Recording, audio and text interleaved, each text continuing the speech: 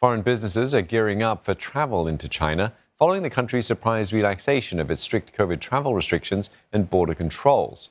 But while business groups and analysts say this could help boost foreign investment, China's post-COVID economic recovery could still take some time. Olivia Siong reports.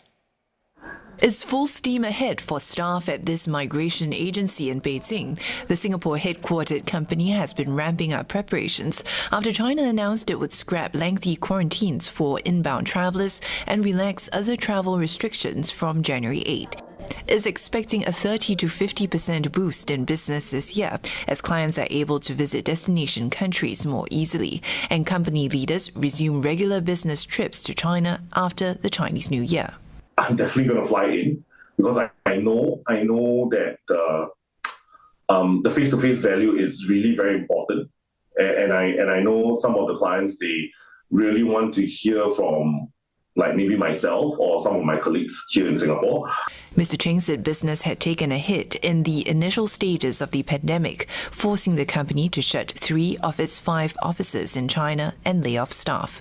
It also had to stop in-person seminars, which it used to hold fortnightly prior to the pandemic. Mr. Cheng is hoping some of this can resume, but also to personally assess how China has changed in the last 3 years.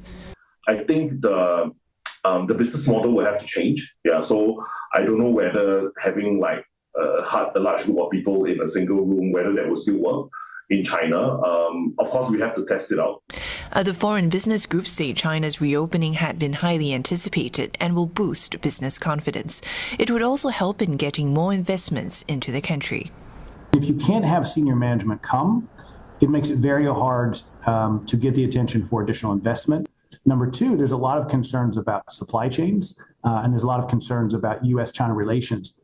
When you can have people come and have face-to-face meetings, people-to-people exchanges, that will really help. But it could take some time for China's economy to recover, as China still grapples with the impact of its sooner-than-expected relaxation of zero-COVID measures. While life and consumption slowly returns to normal in big cities like here in Beijing, where health officials say infections are past the peak, other experts I've spoken to, though, say that this COVID wave is far from over, as the virus is expected to spread to smaller cities and rural areas, especially as people start to travel home to celebrate the upcoming Spring Festival later this month.